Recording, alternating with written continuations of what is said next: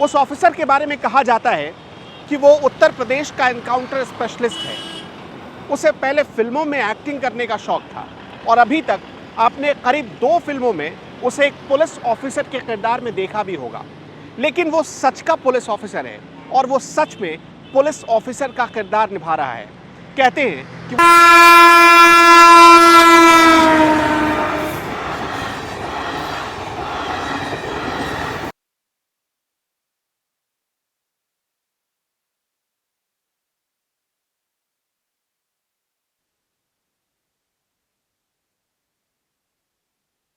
जबकि मैं पीसीएस के थ्रू जीटीओ हुआ था, आज आरटीओ होता है, फिर वो मैंने ड्रॉप कर दी। फिर मैं चंदौली पोस्टिंग रहा नक्सली वाले में, उसके बाद मुरादाबाद। मतलब बनारस से सीधे आए चंदौली? चंदौली। कब आए थे? 2007 में। तो देखिए किसने गढ़ा मुझे नहीं पता ये टर्म। आप ऑपरेशन में एक बार शामिल होकर देखिए किन कंडीशन में कैसे कैसे कैसी कैसी इन्फॉर्मेशन हम लोग लाते हैं, कहाँ कहाँ जाते हैं, और जब मुठभेड़ हो जाती है ना तो पता ही नहीं चलता है। जिसमें हिम्मत होती है ना, जिसको कहते हैं, वही जीतता है। तो हिम्मत काम आती है, आपका प्रेजेंस ऑफ माइंड काम आता है। इनकाउंटर मतलब 10-15 सेकंड का वो, या तो उसने आपको ढेर कर दिया या वो मारा गया, गोली चल रही है। अगर वो नहीं सरेंडर कर रहा है, आपके कहने के बावजूद भी उस मारने पे उतारू है, आप क्या करोगे? आपको ही दौड़ा ले रहा है, आपके पब्लिक पे, आप पे गोली चला दे रहा है पब्लिक पे। तकरीबन 5 घंटे का सफर और 200 किलोमीटर तय करने के बाद हम पहुंच चुके हैं बदायूं के बिलसी में, और बिलसी के उस दफ्तर में हम पहुंच चुके हैं जहां बैठते हैं अनिरुद्ध सिंह, जिन्हें उत्तर प्रदेश का सिम्बा कहा जाता है। आप देखिए सामने नेम प्लेट लगी है, अनिरुद्ध सिंह पीपीएस, जिन्हें उत्तर प्रदेश का सिम्बा कहा जाता है। आप सबने सिम्बा मूवी ज़रूर देखी होगी। उनका कैरेक्टर हूबहू उसी तरीके का है। वो कोई भी अपराध को बर्दाश्त नहीं करते। पूरा उनका सफ़र कैसा रहा, उनकी हिस्ट्री कैसी रही, आज हम उन्हीं से जानेंगे, उन्हीं के शब्दों में। किसको समझाएं? इनकाउंटर तो तब है जब अपराधी हमें काउंटर देता है, तब हम सेल्फ डिफेंस में इनकाउंटर करते हैं। हमें क्या ज़रूरत है इनकाउंटर की? अब हम या तो मर जाएं वहीं, या 2-4 पब्लिक मर जाए। तो सेल्फ डिफेंस में तो इनकाउंटर का ना करके प्रचारित काउंटर का होना चाहिए। जैसे बहुत लोग जानते ही नहीं है, वो इनकाउंटर को भी काउंटर कहते थे, पुलिस ने काउंटर कर दिया, आप सुनते होंगे, वो गलत वर्ड है। इनकाउंटर तो हमारा सेकंड पार्ट है, पहला तो क्रिमिनल का है। वो दिखाना चाहिए कि जो अपराधी कर रहा है, अपराधी गोली चला रहा है, अपराधी दौड़ा रहा है, अपराधी अपराध कर रहा है, और ये तो पुलिस की सेकेंडरी चीज़ है, सेल्फ डिफेंस जिसको कहेंगे। ये बात है, लगभग डेट याद है मुझे अच्छे से, 29 दिसंबर 2005 की। 10 या 12 किलोमीटर बहुत हॉट चेज इनकाउंटर था एक्सचेंज ऑफ फायर में। उधर से वो लोग गाड़ी चला रहे थे, आरटीओ बने हुए थे, गाड़ी के ऊपर नीली बत्ती लगा के, और पीछे से हम लोग सुमो में। तो इस तरीके से चौराहे पे बहुत ज़बरदस्त भिड़ंत हुई। तो हमारे पुलिस पार्टी भी फायर कर दी थी जो वहाँ पिकेट लगी थी। उनको लगा कि ये गैंगवार हो रही, क्योंकि हम लोग भी सादे में थे।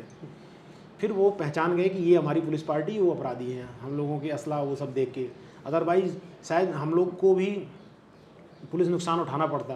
उसमें 3 अपराधी मारे गए थे और बहुत बड़ी मात्रा में उनका सामान, ट्रक लूटा हुआ। वो आदमी पकड़ा गया था जौनपुर में, 2 वहाँ भी अरेस्ट हुए थे, 4 बहुत बड़ी गैंग वर्कआउट हुई थी।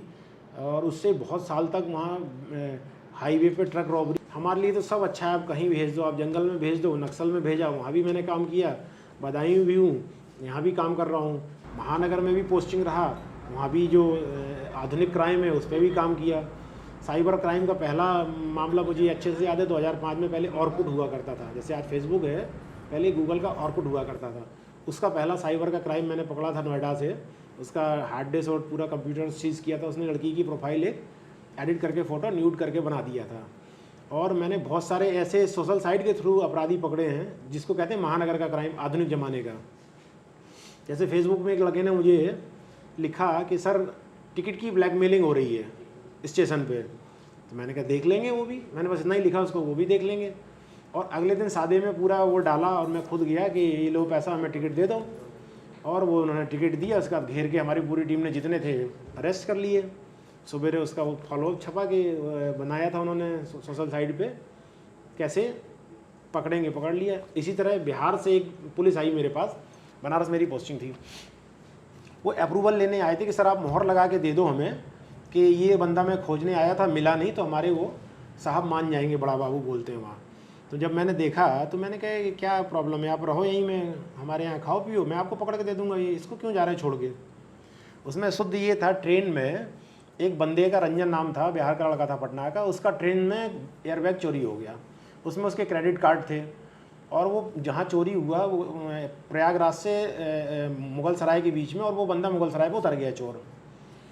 तो वो क्या किया, निकलने के बाद स्टेशन के सामने से उसने 2 गैलेक्सी फ़ोन खरीदी उसके क्रेडिट कार्ड से और बैग फेंका, अपना चल दिया। तो उसमें जो इनवॉइस था उसमें उसने फ़ोन नंबर नहीं दिया था, अपनी मेल आईडी दी थी। मेल आईडी जैसे नहीं प्रेमी टाइप के बनाते हैं, सोल डिज़ाइन करके बनाया था। तो मैंने चुपचाप उसमें फेसबुक में डाली तो एक लड़के का प्रोफाइल आ गया। अब ये वो नहीं समझ पाए, अगर वो दिमाग लगाते। ऐसे ही आपको एक बहुत बहुत महत्वपूर्ण एक फिल्मी वर्कआउट केस किया था मैंने, उसका बताऊँगा अभी। जब मैंने देखा आ गया तो मैंने एक लड़की का अकाउंट क्रिएट किया अपनी दोस्त से ही कि देखो क्राइम में मदद लेनी है, तुम्हारी फ़ोटो मैं इस्तेमाल करूँगा, बुरा मत मानना, और इससे लड़के से मैं चैट करूँगा। चैट किया, 2 दिन लड़का चैट किया, तीसरे दिन मॉल पे आ गया डेट करने के लिए कि हम फिल्म देखेंगे, कॉफ़ी पिलाएंगे। पकड़ लिया मैंने वहीं से। वो जब आया मीडिया के सामने तो वो कह रहा मैं समझ ही नहीं पाया मैं कैसे पकड़ा गया। फिर मैंने उसे बताया पूरा कि जोया नाम का जो लड़की का अकाउंट है वो मेरा ही अकाउंट है और तुम मुझसे ही मिलने आए थे। फिर वो बंदा जो रुका था रंजन, उसका पूरा उसने वाकया बताया, हाँ सर यही लड़का है, सामने ही वाली बर्थ पे था। जौनपुर का किस्सा देखिए कि अपराधी कितना भी चालाक हो, कुछ ना कुछ सुराग छोड़ जाता है। सुबह सुबह एक चौकीदार भागते आया मेरे पास कि सर एक औरत की बॉडी मिली हाईवे पे। वैसे ही था, तुरंत उठ के गया तो देखते हैं कि टीवी के डिब्बे में एकदम औरत रोल्ड होके एक करलोन गद्दे की पन्नी में और बेड शीट में बंधी हुई पैक थी। सुबह वो टीवी का डिब्बा एक आदमी उठा के ले जा रहा था, जब खोल के देखा औरत है तो भागने लगा। पहले लड़ रहा था सामने वो ढाबे वाला कि मैंने देखी मैं लूँगा, मैं देखी मैं लूँगा। जब निकली औरत तो चले भाग, ये तो इसमें औरत निकल आई। फिर आया, मैं देखा, मैंने उससे पूछा, काफ़ी पूछताछ की तो बताया कि एक सर छोटी गाड़ी आई थी ब्लैक कलर की, थोड़ा एक दूर पे घर था, बताया कि उसने रखा सर ये डिब्बा और वापस मुड़ के चली गई बनारस की तरफ। वो मैं डिब्बा ले आया, उसका पोस्टमार्टम करवाया, टीवी में ऐड दिया, पेपर में ऐड दिया ताकि शिनाख्त हो जाए। वेल नोन फेस था, देख के आ जाएगा कोई अगर नज़दीक का होता। नहीं आया कोई पहचान के। अब हमारे लिए चैलेंजिंग हो गया। तो बॉस ने कहा कि अगर तुम नहीं कर पाओगे तो फिर बड़ा मुश्किल है। राम भरोसे साहब थे एसपी उस समय।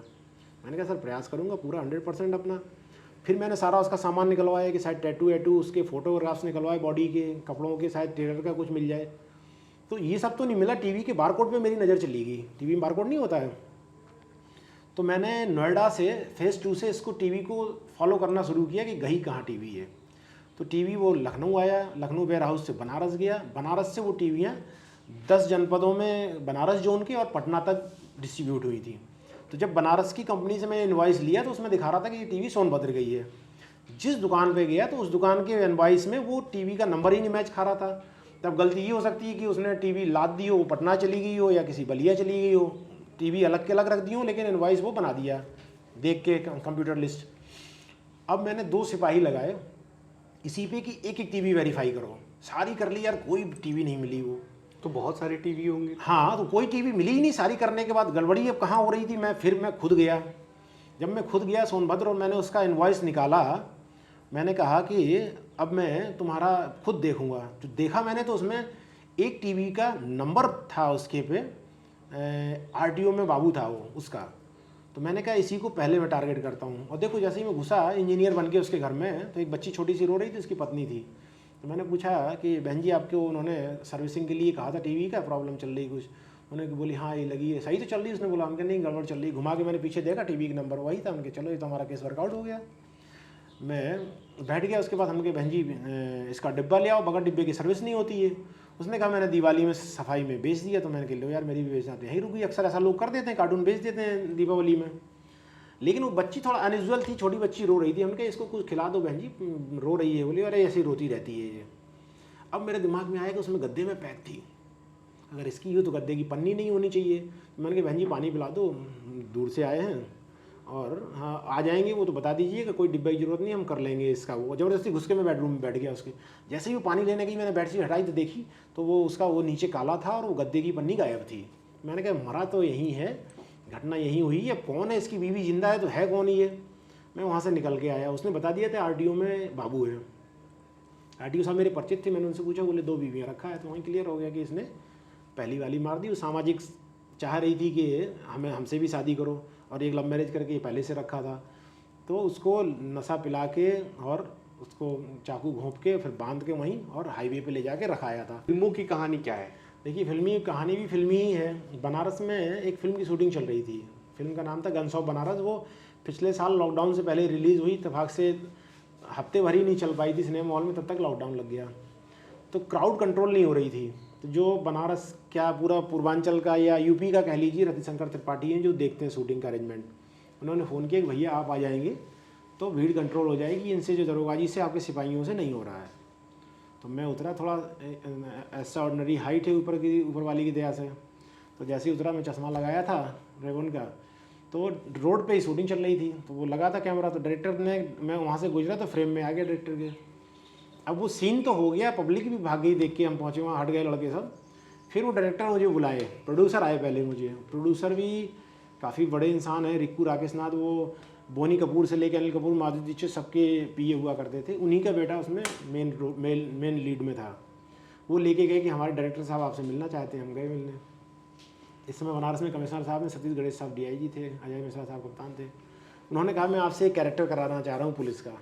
मुझे आप पहला आपका वो जो कहते हैं ना, एंट्री ही बहुत फिल्मी हो गई मेरे कैमरे में। तो फिर मैंने सर से पूछा, फिर उन्होंने परमिशन दिया एक करके। उन्होंने एक गन्स ऑफ बनारस में 2 छोटे छोटे सीन क्रिएट किए उन्होंने, 2 या 3 वहाँ से। फिर उन्होंने एक अगली तेलुगु फिल्म की, तो उसमें एक रियल स्टोरी पे बेस्ड थी, बम्बई के डॉक्टर की उसके ऊपर बेस्ड थी, डॉक्टर चक्रवर्ती फिल्म करके। उसमें उन्होंने एक पुलिस अफसर का कैरेक्टर दिया मुझे, वो किया मैंने। फिर एक वेब सीरीज़ अभी रिलीज़ हुई द रेडलैंड, और एक भुज, बहुत बड़ी फिल्म आने वाली है, संजय दत्त, अजय देवगन, सोनाक्षी सिन्हा की, 71 की युद्ध पे बनी हुई है। उसमें भी मैंने एक कैरेक्टर किया है।